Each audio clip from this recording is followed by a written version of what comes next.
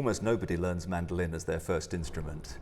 So people tend to come to it by interesting routes. So you might have somebody in the orchestra who perhaps has learned violin up to perhaps grade 8. You might also have somebody who perhaps started as a folk guitarist and maybe then got an interest in mandolin that way and is entirely self-taught. And those two people might be sitting together in the same group, working together on the same piece, part of this joint enterprise.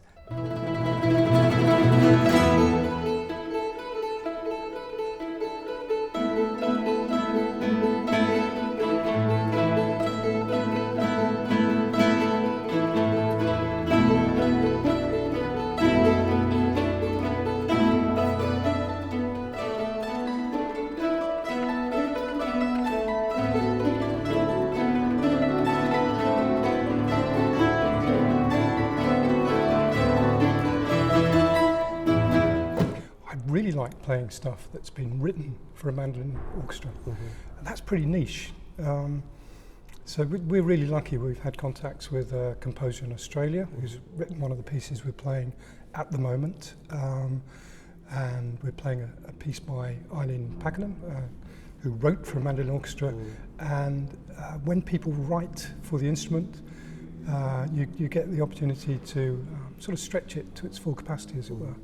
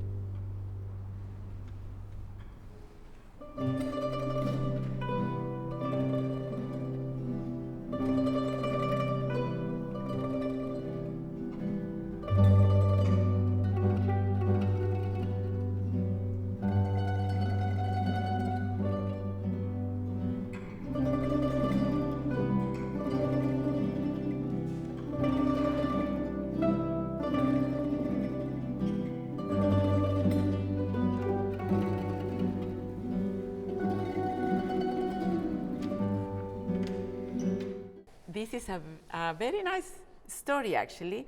I am a friend of Daniela Rossi's, and the guitarist, very Daniela, talented, classical guitarist, Argentinian guitarist. And she invited me to one of her concerts. And when I checked the details, I read Vivaldi, and I love Vivaldi. And then mandolin orchestra. I have to go because I have never been in a mandolin orchestra. You mean you've never heard a mandolin orchestra? Never heard, orchestra? yeah. Okay. I don't know why.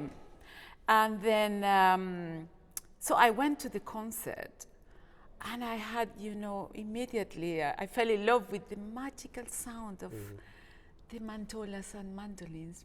It was so beautiful, and I felt in my heart, I must play with you, this orchestra. So in the interval, I've approached to Hugh, and I asked him if I could possibly join the. So, well, we are looking for more guitarists. And I went to Daniela's and I said, could you recommend me, please? And said nice things about me. And, here I am playing very happily with you. I'm very happy.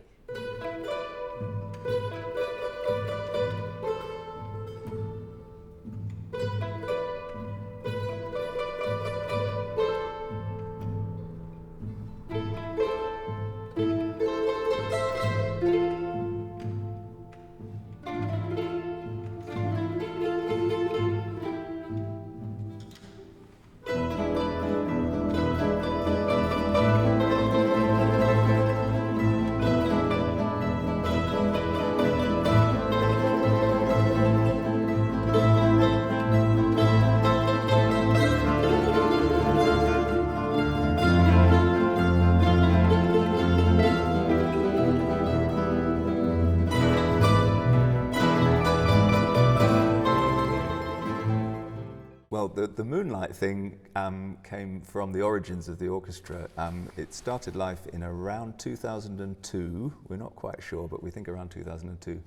And it was originally an evening class, which was always coded in my mind as the Twilight Mandolins, because I was working at the time for the local music service, and we did a lot of teaching between sort of end of school and before supper, which was known as twilight hours. So the group that came along in those days was called the Twilight Mandolins, and then there was a moment where I took that on myself rather than doing it through my day job. Mm-hmm. And then we also simultaneously moved to a later evening time. So Moonlight Mandolins just kind of presented itself really as a name.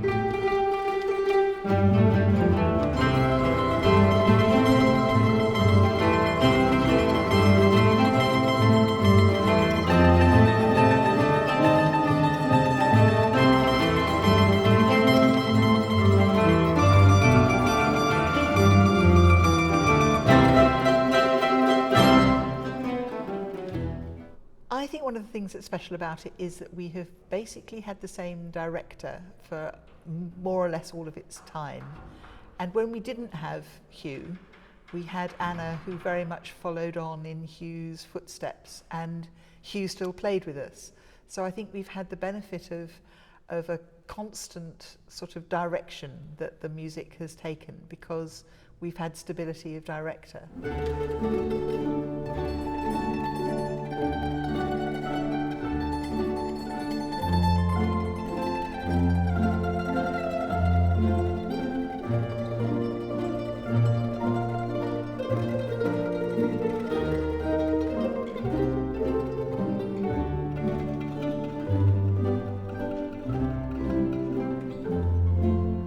Well, first of all, it's very inclusive. So a lot of us, including me, start as beginners, and then we learn. And it's everybody's very forgiving about you being a beginner. So it really is very nice from that point of view. I also like the challenge of learning the music and doing as well as you can, and learning more all the time. And just playing with other people is both a joy and actually a rigor. So it's something to really work on, and it takes you away from everything else you're thinking about as well.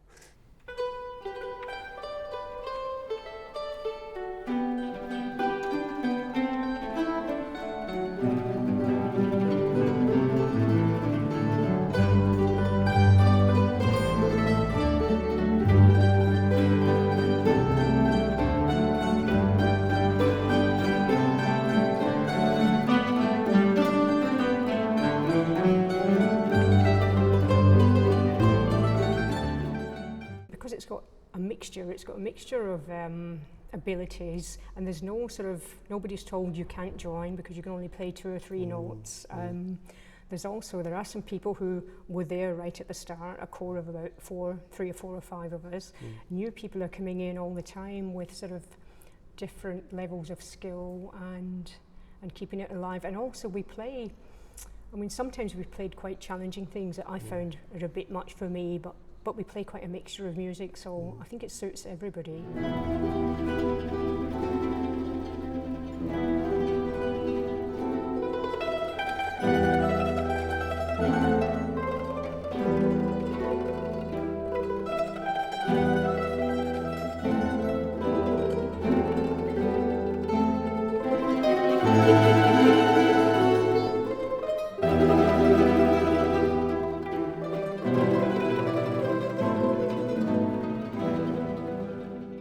What is a mandolin? How do you play it? What's it all about?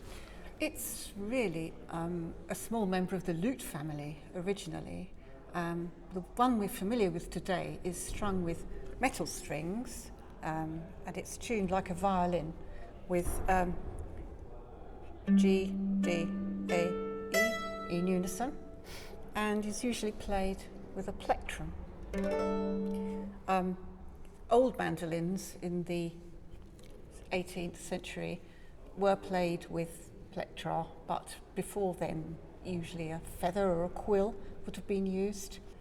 They've always been this sort of shape in Europe, is the one we're familiar with, but in America they favour the development of the flat back mandolin with the scroll, which is a much louder and more robust instrument used for different types of music, like bluegrass and things like that.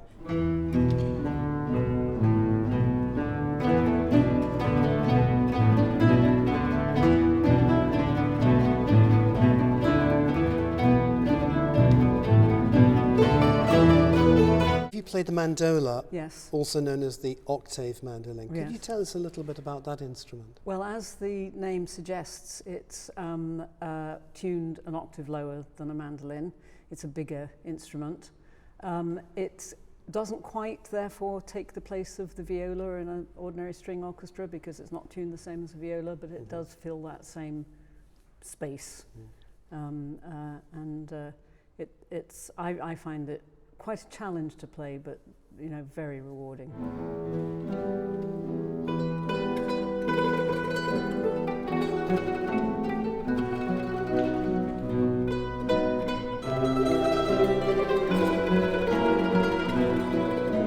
I think the guitars give a sort of harmonic accompaniment to the orchestra with its wide variety of chords and rhythms. And also it gives the music a very interesting color when it has a brief leading role within a piece.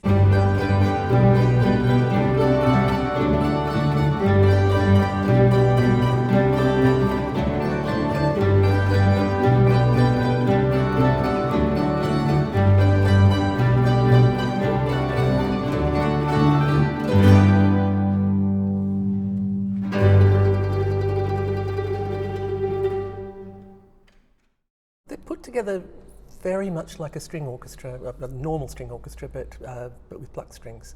So your mandolins act like violins, your violas are replaced by mandolas, a little bit difference in pitch there. Some orchestras have mandocellos, which fulfill the same role as a cello in a string orchestra or a string quartet, and a bass, it could be a double bass or an electric bass. And music is, there's a lot of arrangements done for this ensemble, but there's also quite a lot of original music, and some of it going back quite a long way.